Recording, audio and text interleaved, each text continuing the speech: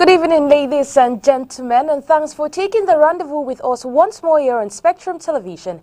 This is the 8 p.m. Bilingual newscast. Tonight, we will be looking at the General Assembly meeting held by the Cameroon Football Federation, FECAFOOT, here in the economic capital. And Makeda Lidi and Jules Paul were in attendance in these 2 days working session and will be giving us a roundup of all the resolutions reached at. In other news, we will tour markets in Douala, the economic capital, to see how parents are gearing up for school resumption. Thanks once more. If you are just joining us, it is the 8 p.m. Bilingual newscast here on Spectrum Television. The news opens in the French language with you, Inès Pangan. Good evening, Inès. Bonsoir à vous, Oni Ladonette. Bonsoir, mesdames et messieurs. Comme annoncé en titre en sport au football, Guibaï Gatama est radié du comité exécutif de la FECAFOOT. La dissolution de la Ligue de football professionnel du Cameroun, LFPC. Ce sont là quelques résolutions enregistrées au cours de l'Assemblée générale ordinaire de la Fédération camerounaise de football tenue ce jour à Douala. Les travaux interviennent au lendemain du comité exécutif de la dite fédération. Face aux 2 instances, le président de la FECAFOOT a tenu à présenter aux 69 délégués présents sur les 76 attendus les progrès obtenus sur le terrain en 8 mois de règne. Makeda Lidi Newton et Jules Paul. De vous retrouver ce jour à l'occasion de la réunion du comité exécutif de la Fédération camerounaise de football. Que ce soit face aux membres du comité exécutif de la Fédération camerounaise de football le vendredi 26 août ou encore face à ceux de l'Assemblée générale ce samedi 27 août à Douala, Samuel Eto'o a qualifié d'historique la victoire obtenue au tribunal arbitral du sport dans le cadre de la crise post-électorale qui secoue cette association depuis une dizaine d'années. La promesse faite de réconcilier les acteurs du football n'est plus une chimère, mais une réalité. La sentence du tribunal arbitral de sport est venue siffler la fin du match. Le football camerounais est libéré de 13 ans de procès interminables.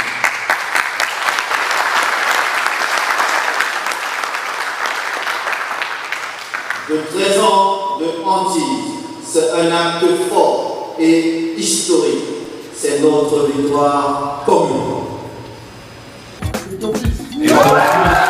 8 mois après son élection à la présidence de la FECAFOOT, l'ancien capitaine des Lions Indomptables énumère les progrès accomplis sur le terrain. Nous avons également relancé les compétitions. Le champion du Cameroun 2022 a remporté son titre sur le terrain et non sur tapis vert, comme lors des 2 éditions précédentes. Le succès mémorable des playoffs de Garoua, dans une ferveur populaire et une ambiance festive, suivie bien au-delà des frontières par des millions de téléspectateurs, nous pousse à aller de l'avant. Le football féminin, à travers la Guinée supérieure et le championnat de 2e division, nous ont rendus fiers. Je n'oublie pas le football amateur qui s'est illustré par la tenue des championnats dans les régions, les départements. Le beach soccer est sorti de 14 ans d'hibernation. Au sujet du football amateur, justement, le président de la FECAFOOT, lors de l'Assemblée générale ordinaire de ce 27 août à Douala, annonce la mise en place d'une subvention de 300 millions de francs CFA au bénéfice de tous les clubs amateurs du Cameroun. Ajoutez à cela l'effectivité du paiement des indemnités de transfert entre les clubs professionnels et amateurs, précise Samuel Eto'o.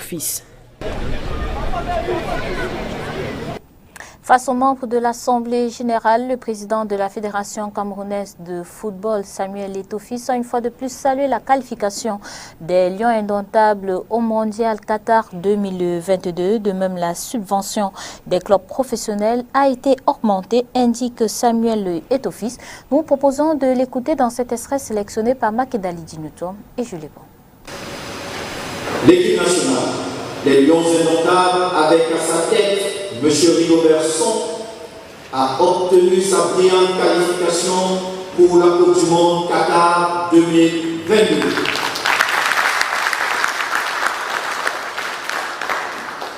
Mais nous devons assainir le lieu, le professionnaliser Vous remarquerez avec moi que les problèmes de prix qui se posaient par le passé sont désormais un lointain souvenir.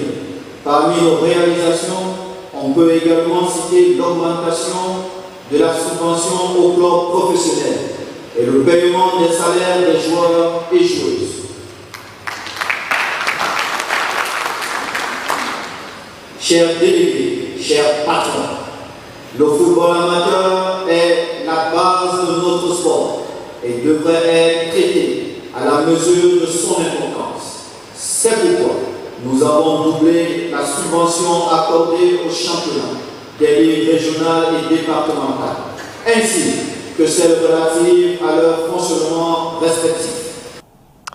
About 200 billion CFA francs has been approved by the Bank of Central African States (BIAC) to Cameroon for the execution of public investment.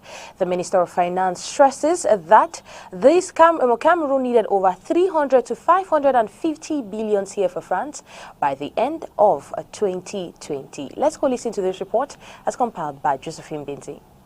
The Cameroonian Public Treasury will celebrate its issues of long-term public securities on the BIAC market during the fourth quarter of the 2022 year.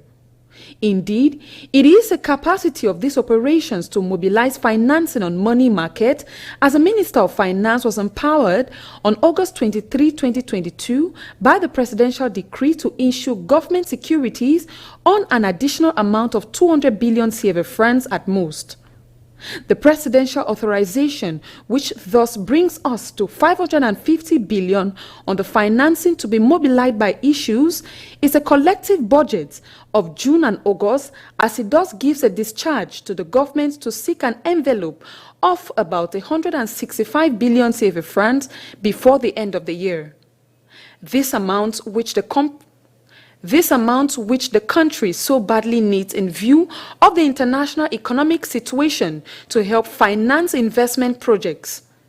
Indeed, thanks to the authorizations we learned from the authorized sources, the Ministry of Finance has already mobilized a huge sum on the public securities market of BIAC since the beginning of the current year of about 235 billion. In total, Cameroon has therefore already mobilized 380 billion CFA francs on two markets. It remains a race to reach the envelope of 550 authorized by the 2022 finance law, equivalent by Treasury on the BIAC market after the successes of the bond of the BV mark. Le concours d'entrée dans les écoles de formation des personnels médico-sanitaires se tient depuis ce matin dans les 10 régions du Cameroun. Pour l'édition 2022, ce sont plus de 30 000 candidats qui frappent aux portes des établissements de formation des personnels médico-sanitaires. Les épreuves se déroulent sans incident majeur. Une délégation du ministère de la Santé publique a effectué une descente sur le terrain pour le confirmer. Olivier Bouzique.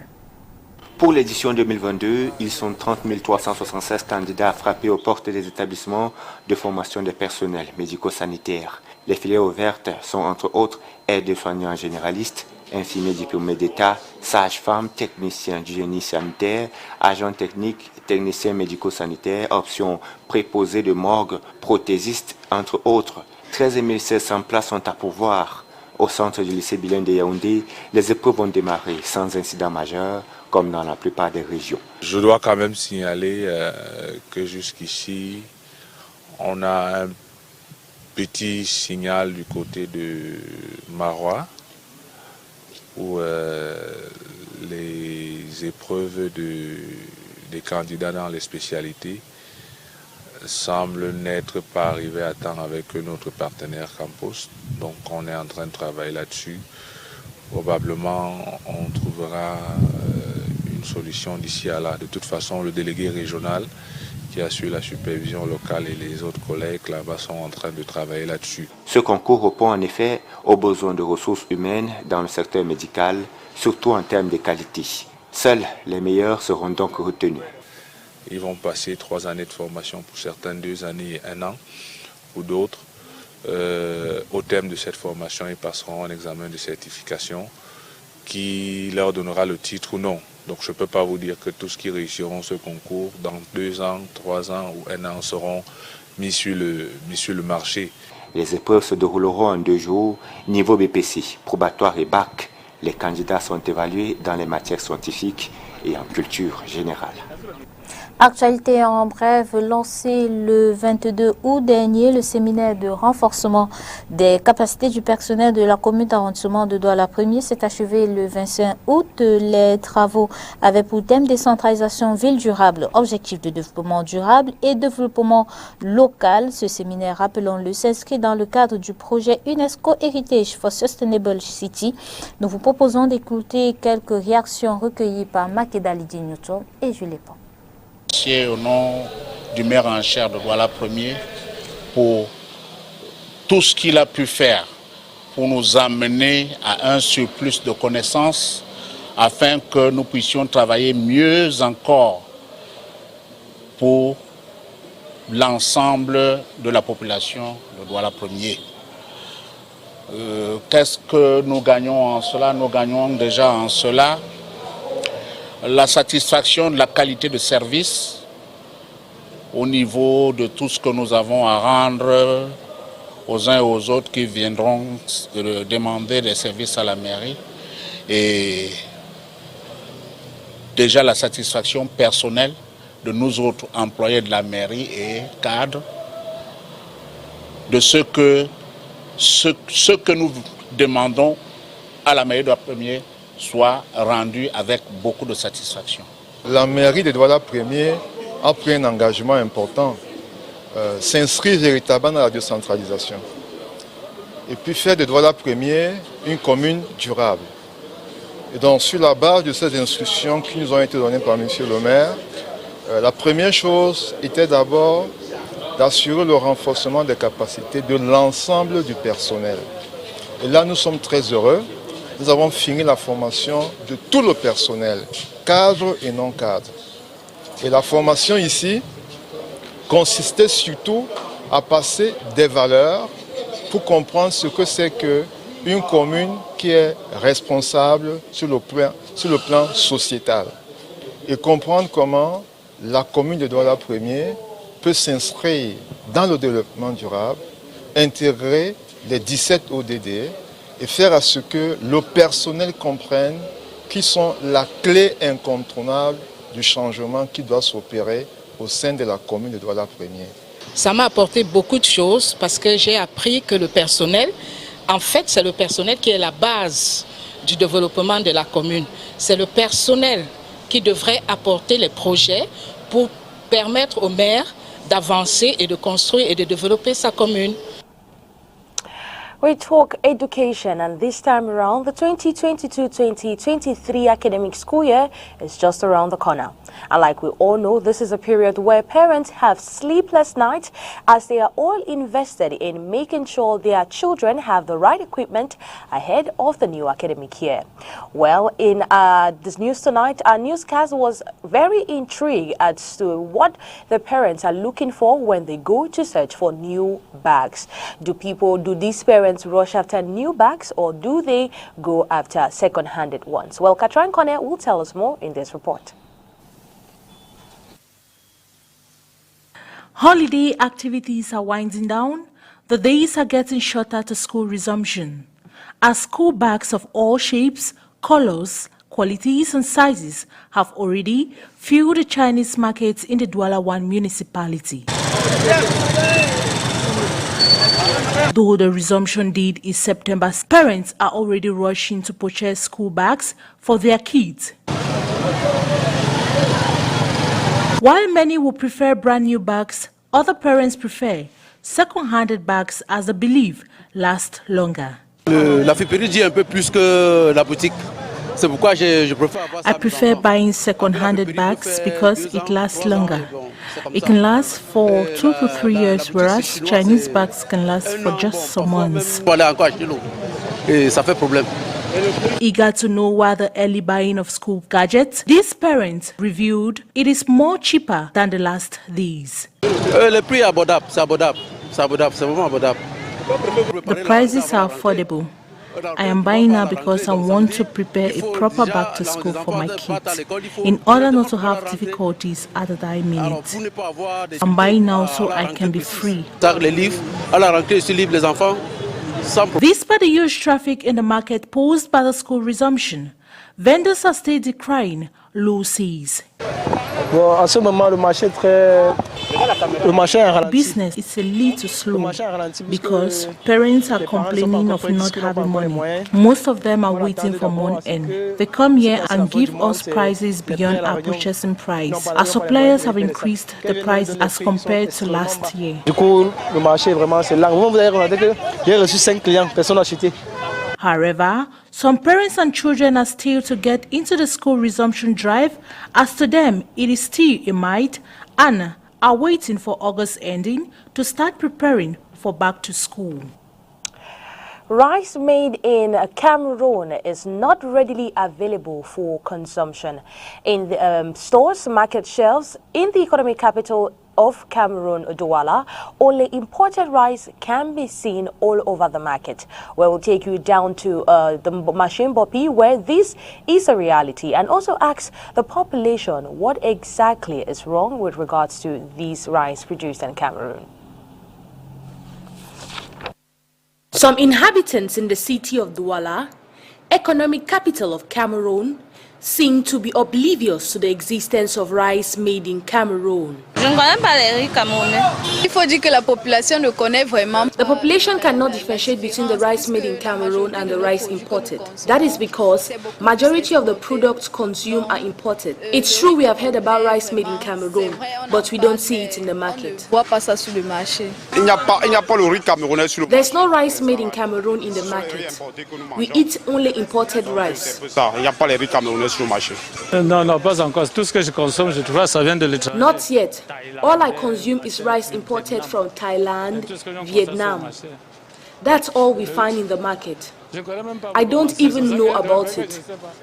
It's word mark. I don't even know the mark or name. On meeting some traders at the Mbopi market in the Douala 1 municipality, they attest the scarcity of rice made in Cameroon is as a result of its high price. The rice from Dop, people keep asking, but we don't have. It's too expensive. A rice of 10,500 or 11,000, they will sell it at 12,000. So you can sell for how much? For over 2 times, I worked with suppliers of rice made in Cameroon. But after the first time when the rice got finished, I couldn't find the supplier. He came periodically. And the next time I saw him, he said the producers had a difficulty drying the rice. It's true that it's difficult to sell rice made in Cameroon. This is because it's of good quality, but very expensive. More expensive than other rice. So there's an unfair competition in which other countries like Asia produce in large scale and export, giving them an upper hand than us. And we are in a context where the purchasing power of Cameroonians keeps decreasing by the day. It makes it in such a way that people rush towards cheaper goods. In a television magazine, Agri-Mark, on Spectrum Television, the Minister of Agriculture and Urban Development recognizes that local rice production does not meet demand. Annual production is estimated at 105,000 tons for an estimated annual requirement of over 407,000 tons. Consequently, the state has opted for importation. Après les années, disons 80 jusqu'à 85, où la production nationale de riz permettait de couvrir 80% des besoins. Il y a eu la crise. After the 80s up to 85, where the national production of rice could cover over 80% of Cameroon's needs, we experienced a world crisis in 87. The rice sector was slightly abandoned to individuals, and agro-industrial companies which produced rice could not meet up with the new system. It lasted up till 2008, where the state opted for massive exoneration with aim to protect consumption and help the less privileged Cameroonians in accessing food. After that, we didn't put a good strategy for production, and this led to the fact that for some years now, over 10 years, if I may say, our commercial balance has been negatively affected by importation of rice. Today, we import rice, wheat, and fish, which negatively impacts Cameroon's commercial balance. Aujourd'hui, effectivement, l'importation du riz, du blé et du poisson impacte négativement la balance commerciale camerounaise. The minister further affirms that the government is working to reverse the trend through strengthening of local production by joining the production of irrigated rice, the cultivation of rain-fed rice, which can be done everywhere in Cameroon. Now that report puts an end to the 8 p.m. Bilingual newscast here on Spectrum Television. Do have a wonderful weekend in the company of our programs. Good night to you, Inès Panga. Bonsoir Nina Donette, bonsoir mesdames et messieurs, merci d'avoir été des nôtres. Bonne soirée.